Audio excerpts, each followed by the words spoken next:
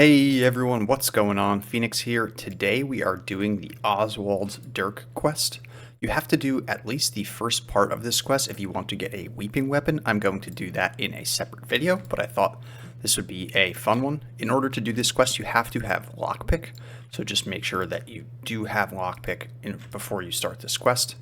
And you have to be level 60 plus and be able to get to Iron Bakura, which should be pretty easy. So the first thing we're going to do is we're going to go up onto the rooftop of this building here. You can find a mina out front. That's how you know it's the right building. And we're going to grab a few things off the roof here. We're going to grab the sweet smelling bark. We're going to grab the empty mug. We're going to grab the half empty cider. And we're going to grab the strands of silk. Now we're going to go over to Olgrim, and we're going to hand him the half-empty cider. He says, something doesn't smell quite right about this. You got this from Jalas. Well, I've no love for the money grubbing, blah, blah, blah, so you don't think that I had anything to do with it. Well, of all the insane ideas to pop into people's head, be off with you. I have better things to do than deal with some hack investigation. Phew, tangy. Yep, that was definitely not right. I feel kind of sleepy. You have any more ale? From here, we are going to head to Sawato. Alright, so in Sawato, we're going to head up into this building here with the food and garments sign, and we're going to speak with Roby Jewar, apprentice tailor. Then there's some dusty salrets on the ground that we're going to grab with reddish dust from the western desert. Basically, it says it implicates Roby Jewar, but they're saying you have to believe me, I didn't do it. We're also going to show the strands of silk here. This looked like the silk that I used to make a shirt for Jala Alfani. Oh, I remember it very well. He asked for a shirt made in a very ornate and overly pretentious way. I have heard that he is missing. Surely you don't think that I had anything to do with it. Please, you must believe me. Look at my salrets if you don't. And then we looked at the salrets, handed them over. All right, so now we're going to head to Rithwick. In Rithwick, we're going to look for Selsin the Dower in the bar. We're going to hand over the empty mug. He says, you found it. Oh, bless you. I had lost it, though thought I did, but someone stole it. Left me with an empty mug loop on my belt and no cup with which to hold my drink. I feel like the wording of that was really weird. But bless you, you found it. It smells of Iron Bakura. I've caught the scent before, the desert and dirt of the dirty Pyrrole, so filthy and unclean. But you've a chip or chunk of a tree. And we do, so we'll hand that over. Takes a deep breath of the bark. Ah, the smell of fresh furs and the air around Glendon Wood. Indeed, that is where this came from, somewhere near the city and surrounded by firs. May I keep it? Oh, thank you. It reminds me of the area around Glendon Wood Prison. The trees there smell so nice throughout the year.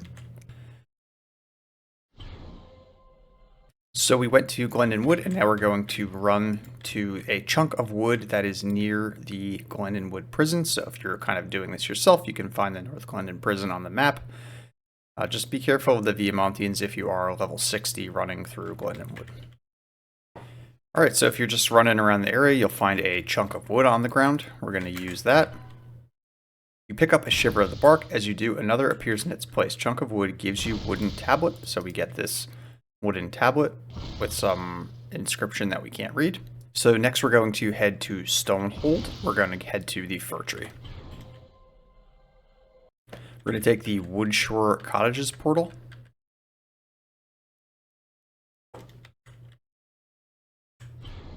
You could also take Desolation Beach if you are more familiar with that for the Hoshino area. Then we'll run to the fir tree, which is just on the shoreline. So the fir trees are, I think there's a couple of them, or maybe there's only one. But it's this big tree on the shoreline, and we're just going to use it. I see you found my lair. Well, good for you. If you've come to join me, all you need to do is pass my tests alone. You do that, and I just might take you on as an apprentice in the less savory arts. You fail, and well, anything you drop will be mine. Perhaps if you are an astute observer, you'll find my true intentions at some later time. Either way, I congratulate your efforts this far. So if all you want to do is get a weeping weapon, you can stop here. If you want to continue and complete the quest, then we're going to go through it and we're going to do the Trials of the Vagabond. So you'll see a puzzle box in front of you, kind of a cool model. And this tests your lockpick skill. So you want to have the highest lockpick skill that you can. So let me just throw on my focusing stone. I have legendary lockpick on, and then we'll use it and see what happens. You've done well this far, but now comes the test of cunning. There are 2 ways out of this next room, death and out through the portal you can see across the length of this chamber. Good luck. And we've got some rolling balls of death. Classic Asheron's Call questing. I love that there are corpses in here.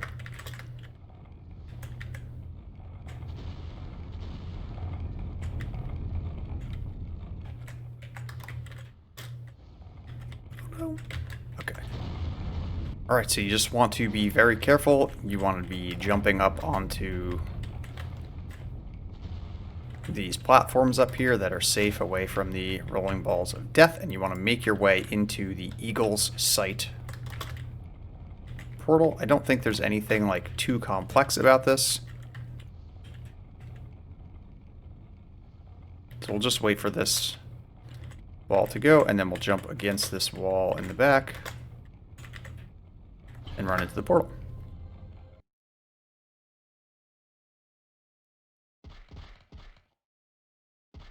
Invisible assailant. Okay, so you're getting hit by arrows. Going to want to use a critical strike. I have this crippling blow. Oh, here's my critical strike weapon. Looks like I definitely have something. And then we're going to use fast attacks and... okay. So you want to use fast attacks and get a critical hit. As soon as you get a critical hit, you should get portaled. You made it through 3 of 4, but now lies the most difficult. There's only one right answer here. There are 4 little Tuskies here. The 5th, much larger one, is their babysitter. You'll need to talk to the babysitter and decipher his riddle or be sent away from this place for a time. Shall we say a week? There can be no mistakes now. Think really hard on this one. Okay, so we're going to talk to the babysitter. You're going to get 4 balls, blue, red, green, and yellow. There are 4 funny Tuskers. Each likes to play with a ball, but they will only play with a ball of their favorite color. Speak to them to learn whose favorite color is which, but be warned, one is a liar, one always tells the truth, one alternates between the truth and fiction, and the last, whose rules for telling the truth when he makes these statements are different than the other 3 Tuskies. One final note, the Tuskies like the color of the balls dependent on their age. The youngest likes the green ball, the oldest likes the blue ball, the second oldest likes the red ball, the second youngest likes the yellow ball. When you think you have figured out the puzzle, hand the balls to the children, then use the statue on the other side of the room to see if you're right so you can pass into the master's room. So you talk to each of them. Only one of Shim Shim's statements is false. The Tusky who lies is 2 births younger than the truth-telling Tusky. Shim Shim is older than Popo.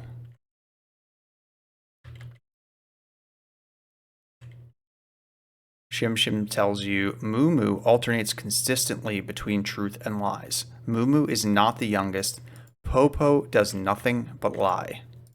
So right here you have your first inconsistency that you can use to work out the riddle, which is that Moo Moo says Popo always tells the truth, and Shim Shim tells you Popo does nothing but lie. And then let's talk to Popo.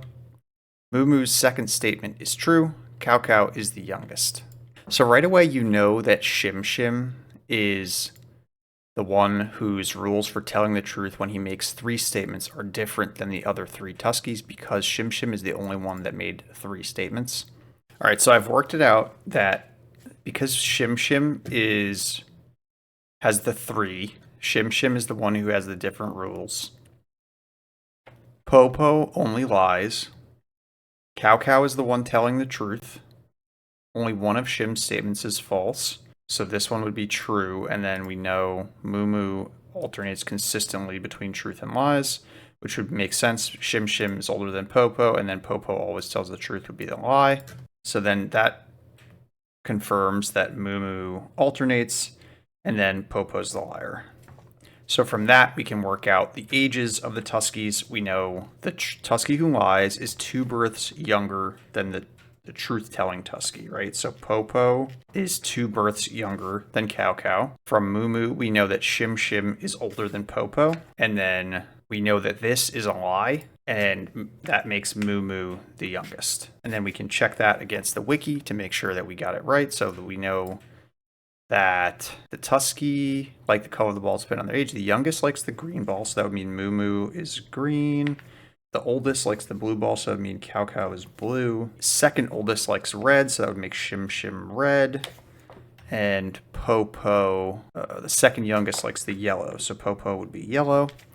And we've got blue to Cow Cow on the wiki. We got that. Shim Shim red, we got that. Popo yellow, we got that. And Moo Moo green. Awesome.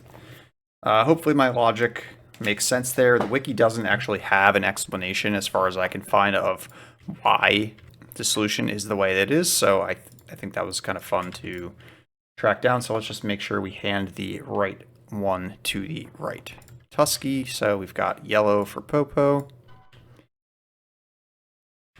Shim Shim is getting red. Moo Moo is getting green. And Cow Cow is getting blue. And then once you do that, you talk with the judgment statue. Of course, you could always just check the wiki and hand the right color balls. All right, so we're going to get Oswald's key now. Yeah, there's nothing behind us. That's what I thought. Okay, so we're going to head into the room. We're going to go through the door to the west. We've got Oswald's chest. We're going to use Oswald's key on it. Grab Oswald's Dirk and the magnificent bracelet, which says "To my Amina" engraved on the inside.